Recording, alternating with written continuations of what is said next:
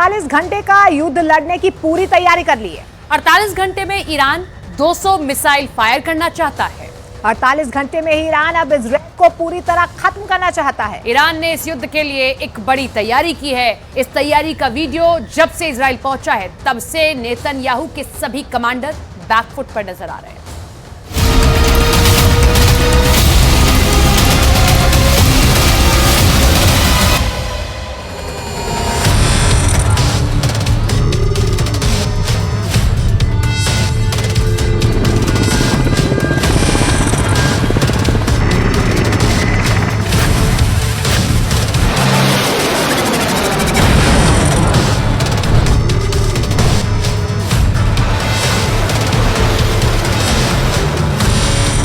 Iran ने फैसला कर दिया है।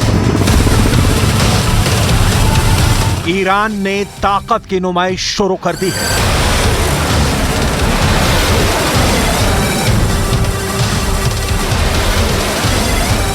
ईरान ने ऐसी फायर पावर दिखानी शुरू कर दी है जिसकी जद में जो आएगा वो मिटा दिया जाएगा।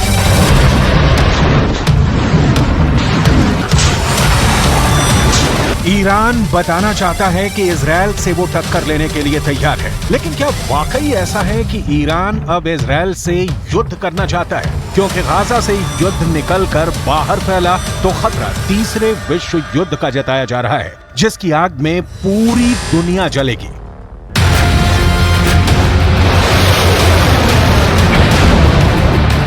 ईरान पर इस वक्त पूरी दुनिया की नजर है। इजराइल से लेकर ब्रिटेन और रूस से लेकर अमेरिका तक सब ईरान के इस फायर पावर पर नजर गड़ाए बैठे हैं, क्योंकि इन धमाकों, इन रॉकेट्स और इन टैंकों के टारगेट पर इस वक्त दो देश हैं। पहला है इजराइल और दूसरा है उसकी मदद करने वाला अमेरिका। इन दोनों देशों से दुश्मनी की सबसे नई वजह इस वक्त गाजा है और वहां हो रही बमबारी।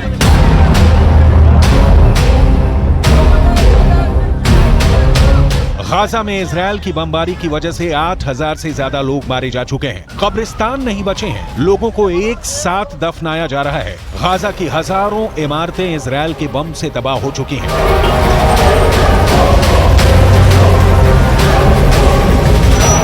गाजा में 21,000 से ज्यादा लोग घायल हैं और गाजा का हर अस्पताल इस वक्त बुरी तरह जख्मी लोगों के इलाज में जुटा हुआ है। इन्हीं तस्वीरों की वजह से इस वक्त पूरे पश्चिम एशिया में गुस्सा है और इजराइल को बहुत बड़ी वार्निंग भी दे दी गई है। तुर्की ने कहा है कि इजराइल गाजा पर बमबारी वाला पागलपन बंद करे। राष्ट्रपति एर्दोआन ने कहा है कि अमेरिका के बिना इजराइल की सेना 3 दिन में ढह जाएगी। सऊदी अरब ने कह दिया है कि इजराइल गाजा में घुसने की कोशिश न करे, इसका अंजाम बहुत बुरा होगा।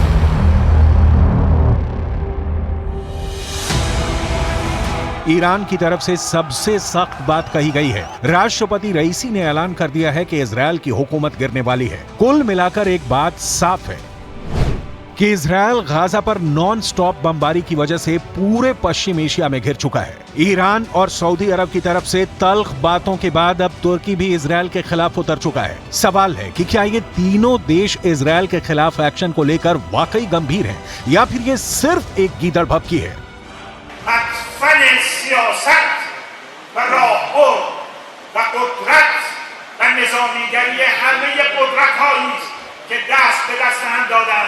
تا چند هزار کودک را بکشند. آمریکا، انگلیس، آلمان، فرانسه، رژیم صهیونیستی। ईरान ने इजराइल और अमेरिका दोनों को डराने के लिए एक बहुत बड़ा युद्धाभ्यास किया है। इस युद्धाभ्यास में ईरान की सेना ने 200 हेलीकॉप्टर का इस्तेमाल किया है। ईरान की IRGC यानी इस्लामिक रिवॉल्यूशनरी गार्ड्स कोर के कमांडो ने इस्फहान के पास अपनी पूरी ताकत दिखाई है। इतने हेलीकॉप्टर एक साथ लॉन्च करने का मतलब युद्ध ही होता है। इसमें ईरान के कोबरा हेलीकॉप्टर भी शामिल हुए, यानी मैसेज साफ है। ईरान बताना चाहता है कि अपनी तरफ बढ़ती सेनाओं के खिलाफ कमांडो ऑपरेशन शुरू करेगा। 200 हेलीकॉप्टर के साथ ईरान अपनी क्विक रिएक्शन फोर्स का प्रदर्शन कर रहा है, क्योंकि अब नए जमाने की युद्ध में तेजी से हुई कार्रवाई ही निर्णायक साबित होती है। एक बड़ी कमांडो टीम को कैसे दुश्मन के इलाके में उतारना है ये भी दिखाया गया। अमेरिका में बने C-130 हरक्युलिस विमान के जरिए कमांडोज को कैसे दुश्मन के इलाके में भेजना है इसकी भी तैयारी दिखाई गई। लेकिन सबसे खतरनाक मैसेज ईरान की ड्रोन पावर है। यूक्रेन में शाहिद ड्रोन की कयामत वाली कार्रवाई के बाद अब ईरान कॉम्बैट ड्रोन में सुपर पावर बन चुका है। ड्रोन से मिसाइल कैसे फायर करनी है, दुश्मन पर कैसे पिन पॉइंट अटैक करना है, ये भी ईरान के इस युद्धाभ्यास में दिखाया गया। इसके बाद बारी आई है टैक्टिकल मिसाइल, यानी छोटी दूरी पर दुश्मन के टुकड़े पर कैसे सटीक हमला करके हाहाकार मचाना है। ईरान इसका भी एक्सपर्ट बन चुका है। ये सब हथियारों को इजराइल के बॉर्डर तक ले जाना ईरान के लिए आसान नहीं, लेकिन एक तरह से ये युद्धाभ्यास करके ईरान अपने दुश्मनों को बता रहा है कि अगर उसे अपनी जमीन पर युद्ध लड़ना पड़ा तो मुंहतोड़ जवाब मिलेगा।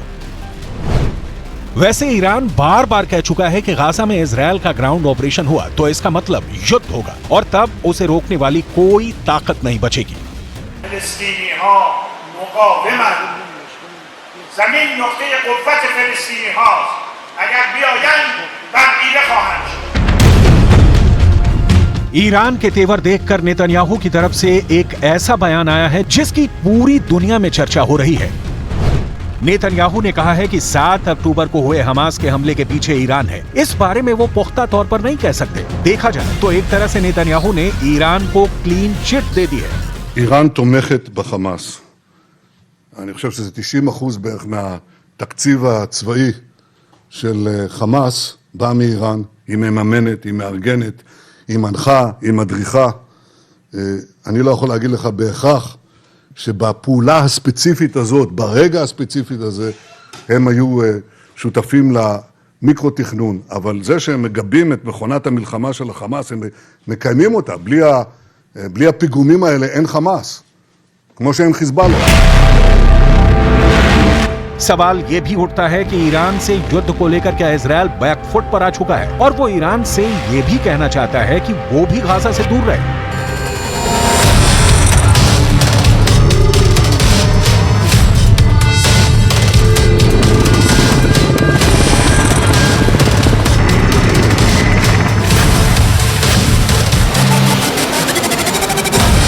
और अब ईरान भी अपनी जनता को खुश करने के लिए इजराइल के खिलाफ सिर्फ बयानबाजी पर फोकस कर रहा है। साथ में वो युद्धाभ्यास के वीडियो भी जारी करके बताना चाहता है कि ऑल इज वेल। ऐसे में सवाल है कि जब ईरान के लिए ये हथियार इजराइल के बॉर्डर तक पहुंचाना आसान नहीं तो फिर गाजा को कौन बचाएगा?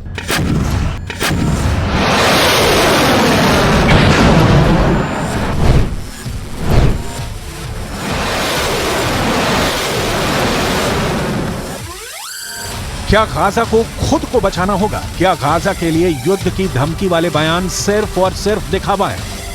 ये सवाल इसलिए क्योंकि इजराइल की सेना ने रात के दौरान चलाए गए ऑपरेशन के दौरान गाजा में कार्रवाई की है। हालांकि उसे शुरुआती झटकों के बाद समझ में आ गया कि गाजा में टिक कर ऑपरेशन करना उसके लिए आसान नहीं होगा। ये गाजा की तरफ बढ़ती इजराइल के सैन्य काफिले का वीडियो है जो 7 अक्टूबर का बताया जा रहा है। तब हमास की एक एंटी टैंक मिसाइल ने इजराइल की पैंथर बख्तरबंद गाड़ी को टारगेट किया था। इस धमाके का क्या असर हुआ इसकी रिपोर्ट नहीं मिली, लेकिन पैंथर बख्तरबंद गाड़ी में 12 से 14 सैनिक सवार किए जाते हैं। گاهی عملیات زمینی انجام میدن و الحمدلله شکست خورده برمیگردن. چرا؟ چون زمین میدان رهاورد مردان با ایمان است، نه مردان سوس عنصری که احرس الناس علی حیاتند. حریص‌ترین مردم به زنده بودن همین صهیونیست‌ها هستند. गाजा में बमबारी के बीच एक बड़ा हॉटस्पॉट इजराइल और लेबनान का बॉर्डर बनता हुआ नजर आया। लेकिन अब उत्तरी इजराइल की तरफ लेबनान बॉर्डर पर हिजबुल्लाह के हमलों में भी नई धार देखने को मिल रही है। अपने 40 से ज्यादा लड़ाकों को खोने के बाद हिजबुल्लाह ने इजराइल की पोस्ट पर एंटी टैंक मिसाइल से हमला तो किया, लेकिन अब तक वो इजरायली फौज का कुछ खास नहीं बिगाड़ पाया है। इसलिए सवाल यहाँ भी उठता है कि क्या गाजा पर इजराइल के ग्राउंड ऑपरेशन को लेकर हिजबुल्लाह के तेवर भी ठंडे पड़ गए हैं? इन सब कयासों और सवालों के बीच हिजबुल्लाह ने एक बहुत ही छोटा सा वीडियो जारी किया है जिसमें हिजबुल्लाह के महासचिव हसन नसरुल्लाह को जाते हुए पीछे से दिखाया गया है। सामने हिजबुल्लाह का झंडा लगा है। इस 12 सेकंड के वीडियो को फिर देखिए, क्योंकि कहा जा रहा है कि हिजबुल्लाह ने इस वीडियो के जरिए इजराइल पर बड़े हमले की तरफ इशारा कर दिया है।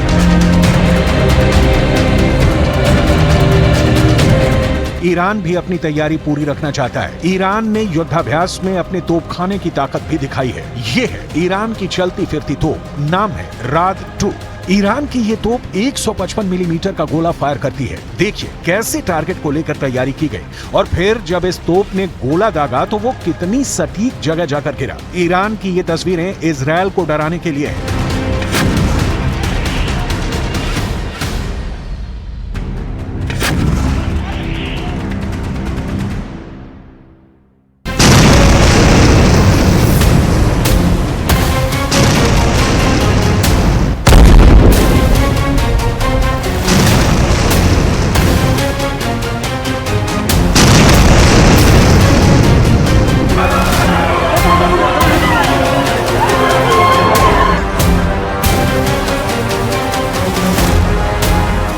क्योंकि गाजा में बड़ी तबाही हो रही है। गाजा में इजरायल के बम फट रहे हैं। उत्तरी गाजा का कोई मोहल्ला, कोई गली बाकी बची नहीं जो इजरायल के धमाके से गूंजी ना हो। गाजा ने इतनी लाशें पहले भी देखी हैं, लेकिन इस बार तबाही का मंजर और ज्यादा खतरनाक नजर आ रहा है। पूरे गाजा में इस वक्त बारूद फैला हुआ है। पूरे गाजा में इस वक्त बारूद की बू आ रही है। यहाँ की आबो हवा में बारूद घुल चुका है। इजरायल का दावा है कि उसकी एयरफोर्स गाजा पर रोज 300 से ज्यादा स्ट्राइक कर रही है।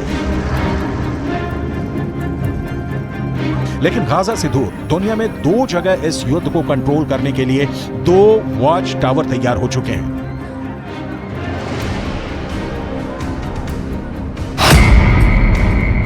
एक है भूमध्य सागर, जहां अमेरिका ने समुद्री बेड़े तैयार कर दिए हैं, तो दूसरा है फारस की खाड़ी, जहां चीन ने अपने 6 जंगी जहाज तैनात कर दिए हैं। एक तरफ अमेरिका इजरायल को बचाने पहुंच गया है, तो दूसरी तरफ चीन की तैनाती बताती है कि उसने ईरान को सुरक्षित रखने के लिए अपनी मसल पावर दिखानी शुरू कर दी है। चीन की नौसेना अभी तक दक्षिण चीन सागर में अपनी ताकत दिखाती आई है, लेकिन इस बार फारस की खाड़ी में चीन के 6 जंगी जहाजों का पहुंचना बताता है कि गाजा और फिलिस्तीन का युद्ध अब दुनिया की सबसे बड़ी टक्कर में बदल सकता है। चीन की मौजूदगी भी ईरान का हौसला बढ़ा रही है।